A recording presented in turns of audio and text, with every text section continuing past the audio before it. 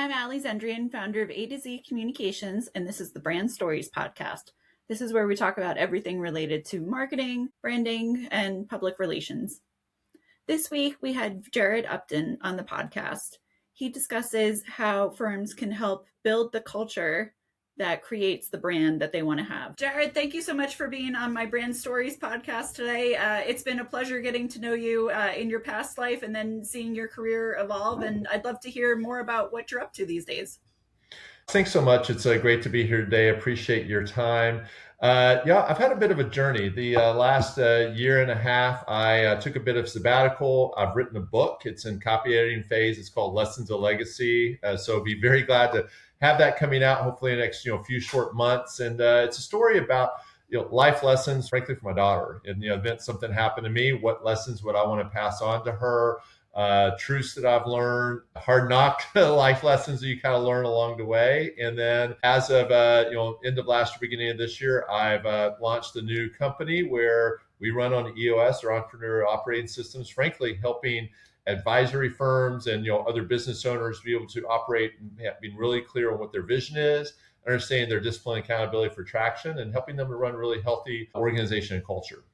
Love that. And congratulations to you. Looking forward to when the book comes out. So one of the first questions that I ask everybody is what their favorite brand is and why. So one of the favorite brands that I love is the Disney brand. And actually, I wrote an article on this several years ago about the Disney way. And it's all about the idea of the imagination. But with the imagination, it starts from inception, that experience that you want to leave the guest with when they come in, the first thing they experience, the first interaction that they have, all the way through, think about often the theme parks, going and seeing that. And sometimes they call it the Disney bubble. But I think from a brand standpoint, there's so many things that we can learn culturally for running our businesses about that inception point, or that inflection of how we want our members or our clients or our customers or guests, whatever you call them, to feel, not just to experience. That feeling of when they leave that experience and they leave, whether it's a transaction or relationship or service-based business, what do we want them to feel? Supported, cared for, taken care of. That feeling, I think, is so powerful that the organizations, large and small, can all learn from. I think Disney's been a great test case, and there have been certainly a lot of other ones. But from a brand experience, that's something I've always appreciated and admired. Well, you have great taste, because actually that's my favorite brand as well. Well done. I absolutely agree with you. I mean, that kind of experience and all the steps that it takes to put that together, because you're right. At any point, if that were to break, it just sort of shatters the whole thing. So how do you help businesses create that kind of experience? How should people be looking at, not just I provide a service, but, there's an experience attached to it? So I think it starts at the very beginning, really in the awareness side about, understanding who you are at the center. What are your core values, or what do you want to stand for? Because with the absence of core values, or understanding what your core focus is as a business, often it can fall short. And the tough thing is I see organizations that they're running and everybody's kind of got an idea of what they stand for. They may have a missional statement, but they're not really living it, on a 360 viewpoint of the way they act, the way they operate, the way they work, the way they screen their employees or their vendors, or frankly, even their clients. And so I think it starts really at the core first. But then what exudes out from the way I've worked with organizations previously and currently is thinking through, what do they want people to first see, that touch, that first sight, your brand, your colors. We're creatures of sense. So, our sense of seeing, smelling, touching, tasting, feeling. And so when you look at that from a brand experience, even in an advisory type organization or other companies, is that first sense of what do we want them to see? How do we want them to know this is a place that they can be trusted in? And so it starts in the awareness phase. But a lot of times people think about implementation from a client experience standpoint. It goes even way before that, is that very first component of what we want our clients to, or customers to feel before they even know us. Because if it's ever falls short, the term tone deaf comes to mind. It can be tone deaf. It's not authentic. And in our age today of AI and so many other things, that sense of authenticity is even more important than what it's been before. It's always important, but it's going back to the beginning of What do you see? What do you feel? What are you saying? And is there alignment there? And then that builds into what's that first meeting look like? What's the first engagement? What's their first interaction of even the first time they pick up the phone and call the office, or the first time they send an email through the website, this what's being sent back to them. What does that look like? Because those are all building blocks, or really micro that builds into a micro building block towards that experience.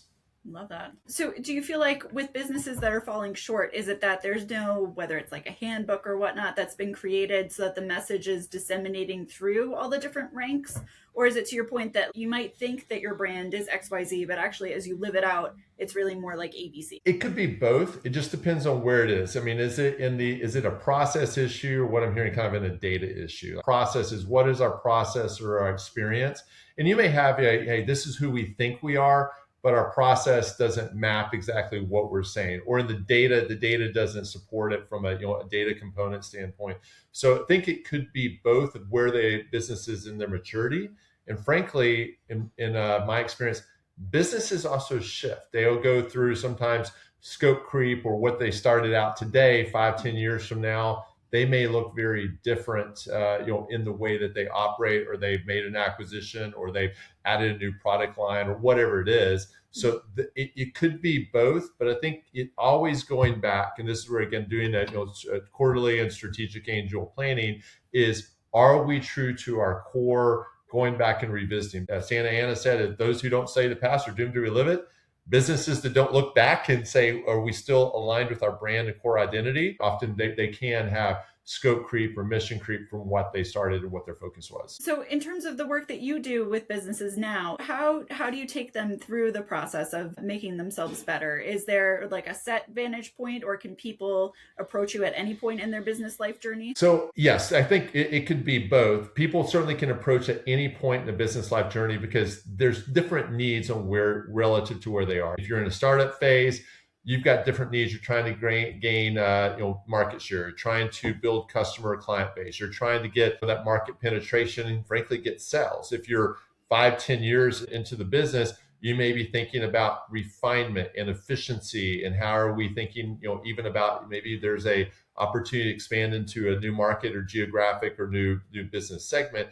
So the way I think about business is, a lot of times think about, if you've got kids, I've got kids, is almost a toddler, a 3-year-old. They're kind of stumbling around trying to figure it out. A business that's maybe about 10 years old, they're kind of getting into those preteen years. If they're into the 15 to 20 years, they're maybe a little bit of an adolescence phase, not quite a mature business. So the application, you can go through all of those. And the way that I've seen very effective way to approach is, start with the end in mind, and frankly understanding, coming back, what's our vision? How are we tracking towards that discipline, accountability? And so understanding that, documenting it, and then going through a space learning process with an organization to understand where they're at, what's the shared accountability, and who are the core people responsible or accountable to that. And so it can be at any inflection point in the business's growth journey.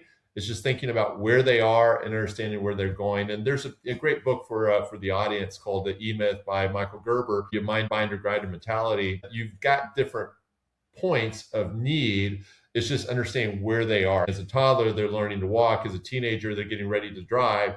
They're, same learning that needs to happen, but different application. Yeah.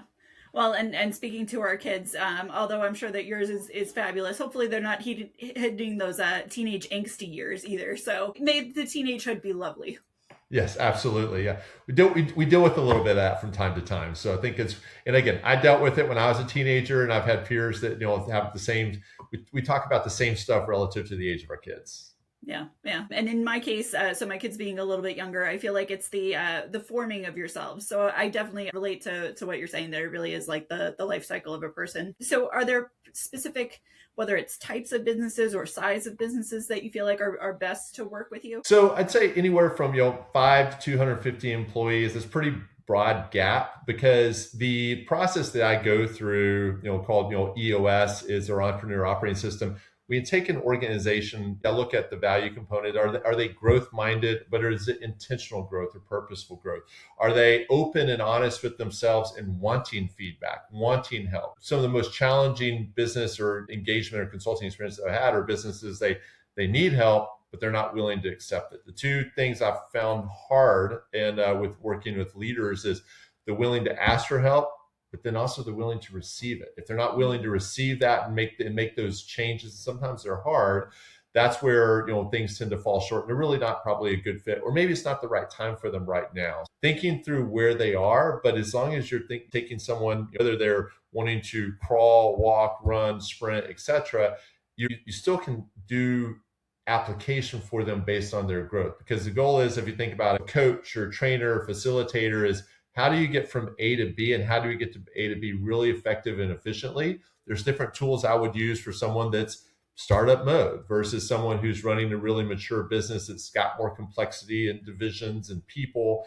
So there's different applications that got different tools in the toolbox to pull them out relative to where they are. I mean, it's similar to what I think about like a house analogy.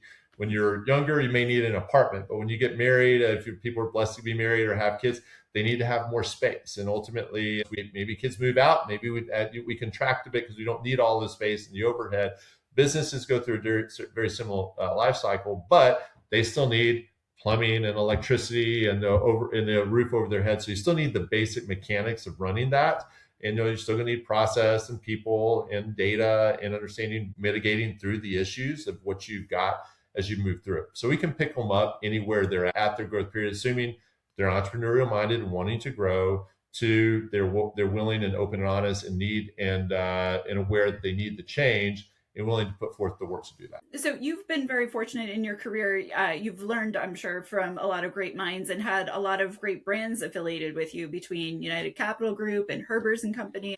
How would you advise somebody, those are big brand names in and of themselves. How do you have your own sort of personal brands that then can carry with you no matter where you go, in addition to the overarching brand of where you're working? Sure. Great question. I'd say it's going to come back to reputation and engagement. It's the quality of work that me as an individual that I am able to put forth. It's doing really great work, offering really great value, and being supportive and helpful. I mean, one of the things I love about EOS, it's a help first mindset, help first community, and it's not about what I can get out of it. It's what I can take and carry forward and help others to be able to accomplish. So I think within that, my brand specifically, it's helping first, but then specific to historical brands, it's also your body of work. Where have you come from? What type of experiences that you've had, and being able to have done really great work that you can talk with intelligence, and you've got competence and confidence to be able to deliver because you've lived it. You've made, and frankly, it doesn't always have to be perfect. I certainly have had challenges or issues or mistakes kind of along the way in the career, but what have you done to overcome them? Some of the most successful people I've worked with, it wasn't about that they were perfect. It's about how they overcame a difficult situation and persevered out of that. And that resonates a lot of times with businesses. And we went through that with other organizations, United Capital, Herbers, all going through a growth cycle as we're moving forward. And it's change. I mean, change is a constant. So how do we respond to that? But in my brand specifically, to answer your question, pointedly, is really it's about engagement, helping first, and also finding the right types of relationships that resonate with me. Not everyone's going to resonate with me, and they may resonate with someone else, and that's great. It's finding them the right solution that they need. That's very sage advice. And I'm thinking of it even in terms of, I think I might have shared with you, I'm adjuncting this semester, teaching an intro to PR class, and we were starting to give career advice, people trying to figure out their direction in life. It seems like it is that, like, look, just like get on the ground and do good work. You can stumble and go in between different careers and whatnot, but so long as you're a good and helpful person and you're doing the work, it all adds itself up. That's right. And as a plug, if I can ever be a resource for you, happy to do that. I love helping next gen, individuals as they work and expand. And I actually also have, I think I may have shared, aspirations of higher ed. I am going to be starting my PhD program in the fall at Texas Tech in their School of Financial Planning. So again, have a passion for teaching, among other things as well, and in helping the next gen. And I will say one of the biggest blessings I've had have been wonderful mentors and peers who have invested in me. And I would encourage anybody listening, that's a wonderful give back, and often you will get more out of it than your time of what you're giving to the next generation, and you're helping. And I found often that they deeply value it, and especially if you're helping that next generation. Yeah. Thank you, and thank you for the work that you're doing, because you're right. It's hugely valuable to financial advisors. This is an interesting climate in that we have these huge mega aggregators. It seems like there are a lot of smaller firms. We're at a point allegedly when a lot of advisors are going to be retiring in the next 10 years.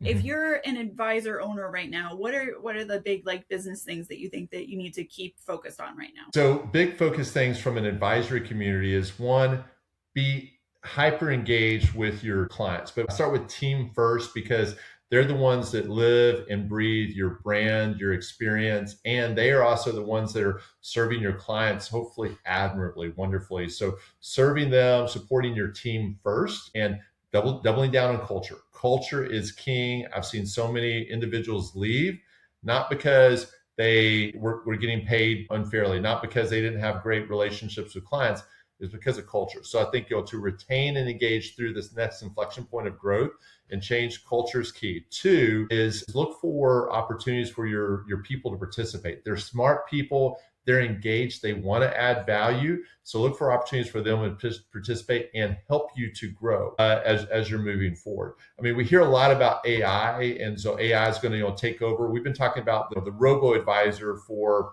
coming up 15, almost 20 years now, and it's not put out advisors because it's that human component, it's that authenticity component. I've found that clients and relationships, people want to do business with other people and do good things with other people.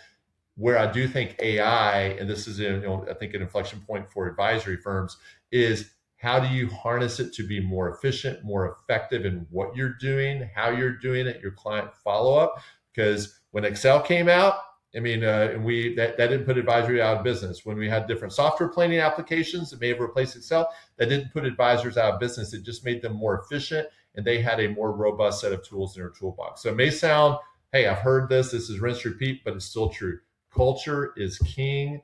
Double down on that, and then think about your efficiency components, because your clients will expect it from a service standpoint. I love that, because you're absolutely right. It seems like no matter, you could double somebody's salary basically, and it still comes down to culture, really, which is interesting. But so for those firms who might be saying culture, we put our heads down and we do the work and we serve the clients, and then that's it. What would you say to them who might wonder if they even have a culture or what their culture is? So the first step is validation. I think there's some options you can do. You can do an employee engagement survey. How engaged are your people? If any of the more seasoned advisors may recall the cartoon called Dilbert.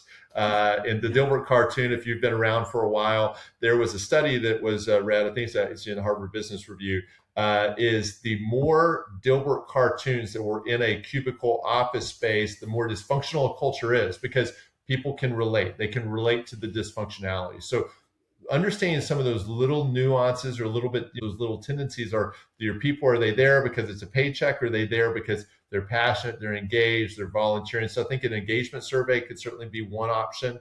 Also having depending on the size of the firm, asking your people the tough question: are we who we say we are? Do we live out our values? Do we have our values? And is everybody committed to them? Do they know them? I would say no more than 3 to 5, maybe 5 to 7 max in your core values that you have in there. Are we actually true to them? Is it do as I say, don't do as I do type of mentality, or do I live that out? Because when I break values, I break trust with my team and possibly with clients. And so that's a way to, one, validate, are we true to who we say we are? And if we say we're all about the money, or our people should resonate. If we're all about giving back, but we never give anything back, how does that resonate with our people? So I think that's the validations component, and then being willing to ask the hard question, but being open and honest to get the tough feedback. Because I've seen so many leaders, they don't want to have the hard conversation with their employees because it's coming to realization, maybe we're not as good as we think we are. Maybe we're not doing what we said we started out to do. And I see that happen all the time, unfortunately. And you get that scope creep, mission creep. The hope, it can be corrected, but there's work behind that has to be implemented to make those course corrections. So Is there ever a point where it's just sort of too late, where it's just so far gone and whatnot that you can't rehabilitate? Or do you think, people can put in the time and effort so long as they're willing to? I always like to hope that there is an opportunity that they can rehabilitate. It just depends on how hard they want to work. I hate to say that you ever give up, and depending on the audience, a owner, leader, someone who has real stake in the game versus employee may say it's already done. I'm already out. If they've become complacent and that employee or team member is they're not engaged, atrophy has now set into the culture. There may be some time we need to bring in different talent, change, unless that person is willing to say, I'm willing to take a chance. I'm willing to engage, but it takes two. It takes the leadership, and as goes the leadership or leadership team, so goes the rest of the organization. Yep. So it starts at the top. So the leadership team or leaders of an organization have to have an open eyes look at themselves, be willing to take feedback. And frankly, if the organization is suffering, it's a direct reflection of leadership. If the organization is thriving, it's a direct reflection of leadership. And I know that's hard sometimes for leaders to hear, but it's got to start with them, and they've got to be living those values and making sure the team is aligned with those values. And if they're not, then that's where you start seeing other challenges persist. So I'm always hopeful if a leader or leadership teams are willing to put in the effort, and that may mean that they need different talent. Sometimes they need to have turnover to get course correct, to get reset. Yep.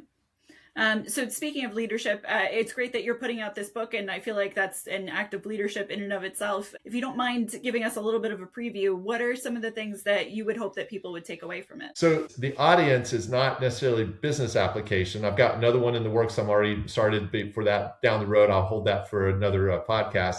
But this one, the title of it is called Lessons of Legacy. And the point of it is it's certainly ones you can use in business, or you could use with your kiddos or either family members, is if something were to happen to me tomorrow, what lessons would I want to pass on to my daughter? And I had the privilege to be able to interview both of my grandparents who are in their early 90s, several of my family members, and then a collection of my own stories. Some of them are biblical truths, some of them are character traits, some of them, like I said, are knucklehead moments from my own life of what learning could we pass on about doing the right thing, say what you mean what you say, following through, plan your work your plan. These are all, you can almost say they're colloquialisms to some degree, tried and tested. Some of them are timeless that you can say that could be applied, but they're a collection of my family's stories for the intent of my daughter, of something I'm hoping that when she reads it at 14, at 24, at 34, if she's blessed to have her own family and children at some point, it will be something that will mean different things to her at different points through her life and her career. And it's just like if I've read a great book and I read it 10 years ago, I've got different experiences and different life now than I did then. So I may pick up different nuggets because we're a collection of our memories and our experiences. So really, that's what I hope that a reader or audience member would be able to get from that book. So hoping to get that published out in the next few months, and I'll keep you informed when that's ready to go. Please. Yeah, I'm looking forward to it. And what a gift to be able to give to your daughter, because, I feel like we all, if we have kids, impart that wisdom, and you say the things every day, but you never know what gets retained, what went in one ear and out the other. So having that embodiment of where it is, and you can just always go back to it and look at it, is beautiful. So thank you for doing that. Thank you very much. Of course. Well, best of luck to you in your new venture. I'm super excited for all the business growth and insights that you're going to be able to give to people, and looking forward to hearing more when the books come out. Likewise. Thank you so much for the opportunity. It's been a blessing. Great connecting with you this morning, and look forward to keeping you informed on how things progress. Likewise. Thank you. Thank you. Great job.